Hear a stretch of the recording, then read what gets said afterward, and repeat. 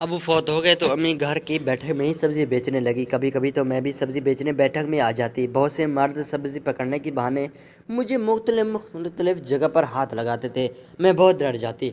एक दिन अम्मी किसी काम में मसरूफ़ थी कि यासिर चाचा ने मेरे ज़ोर से दोनों बल्ब पकड़ लिए और उन्हें खींच कर। मेरा नाम नूर है और मेरी उम्र 13 साल है और मैं अपनी माँ के साथ अकेले घर में रहती हूँ।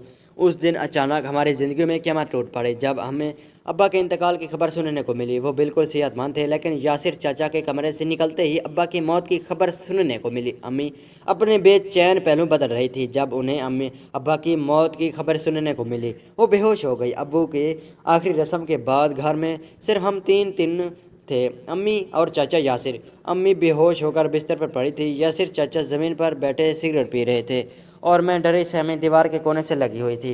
खौफजदा चाची यासिर को चोरी निगाहों से देख रही थी। वो हर एक मिनट बाद मुझे अपना तोता अपनी शलवार निकाल कर दिखाते। उसे एक नज़र देखकर मैं खौफ से अपना चेहरा घुटनों में छुपा देती थी। सारी रात ऐसे ही होता रहा। अंधेरा ख़त्म होने के बाद यासिर चाचा घर से चले गए थे। मेरी अम्मा सुबह खुद ही होश में आ गई। हमारे घर अम्मी अबू का कोई रिश्तेदार नहीं आया था। घर के निज़ाम चलाने के लिए अम्मी ने घर की बैठक में सब्ज़ी की दुकान खोल ली थी। अम्मी ज़्यादातर खुद ही सब्ज़ी बेचने बैठती थी, मगर मैं भी अपना दिल बहलाने के लिए अम्मी के पास चली जाती थी। मुझे ये बात बहुत अजीब मालूम होती थी कि हमारी दुकान पर सब्ज़ियाँ खरीदने सिर्फ मर्द हजरात ही आते थे, सब्ज़ी लेने औरतें नहीं आती थी।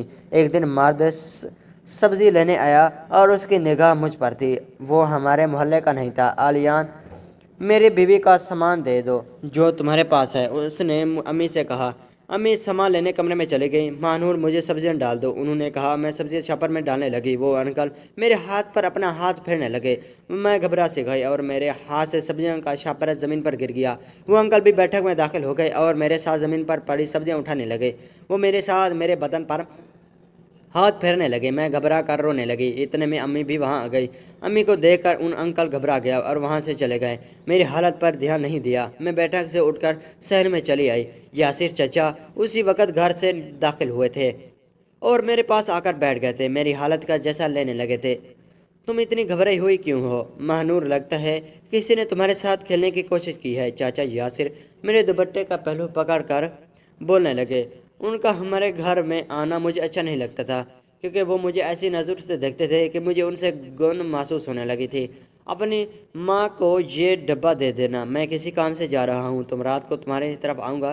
चाचा यासिर ने उनकी नज़रें अपने बाबू की स्क्रीन पर थी। वो तेज़ कदमों से वहाँ चले गए थे। मैं चाचा यासिर का लाया हुआ डब्बा खोल कर देख रही थी।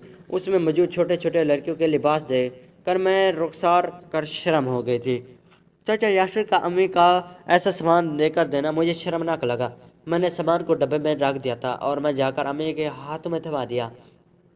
अम्मी ने जब उसे खोल कर देखा तो मैं फ़ौरन से मेरे नज़र से ओझल करने के लिए अपने दुपट्टे में छुपाने लगी। मैं, तुम यहाँ बैठकर सब्जियाँ बेचो, मैं आती हूँ।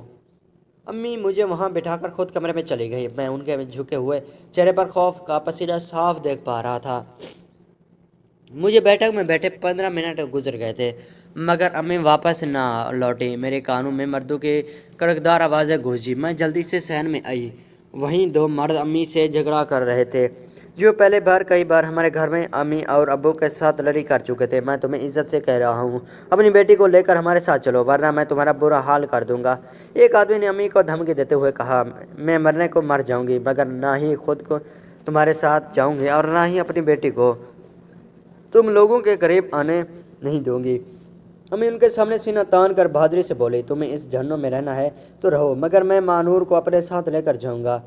इस शख्स ने अम्मी को जवाब दिया और मेरे करीब बैठा और मुझे हाथ से पकड़कर अपने साथ ले जाने लगा। अम्मी ने मुझे जाने नहीं दिया और उस आदमी के पाँव पकड़कर रहम की भीख मांगने लगी।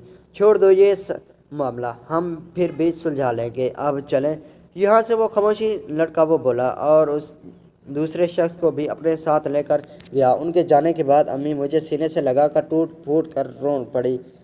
वो आदमी अपने बटवा हमारे घर ही बोल गया था। अम्मी, ये लोग कौन है और हमारे साथ इतनी ज़बरदस्ती क्यों करते हैं?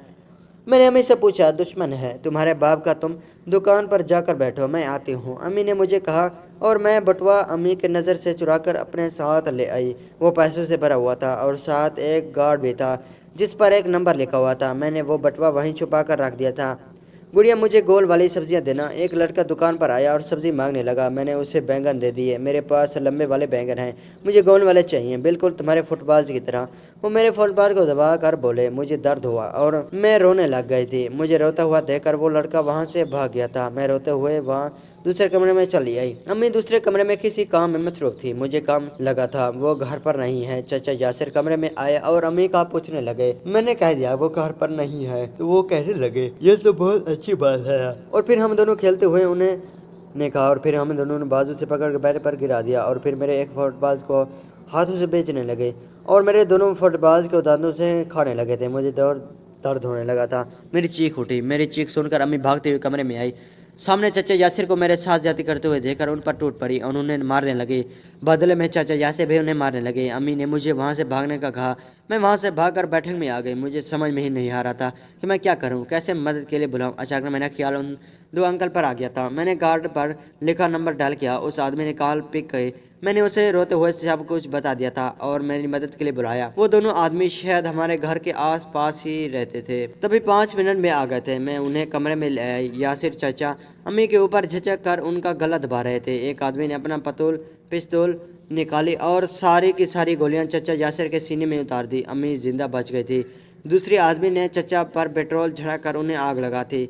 मुझे और अम्मी को अपने साथ लेकर उसके घर निकल आए और हमें एक गांव की बड़ी सी हवेली ले आई। मुझे वहां जाने पर मालूम हुआ कि वो दोनों मेरे ताया थे। अम्मी और अबू के पसंद की शादी थी। अम्मी गांव का सख्त और पर्दे वाला माहौल भी पसंद नहीं था, इसलिए वो अब्बा को लेकर शहर में आ गई थी। नाज़रीन, ऐसी कहानियाँ देखने के लिए हमारे चैनल को सब्सक्राइब कर लें। शुक्रिया।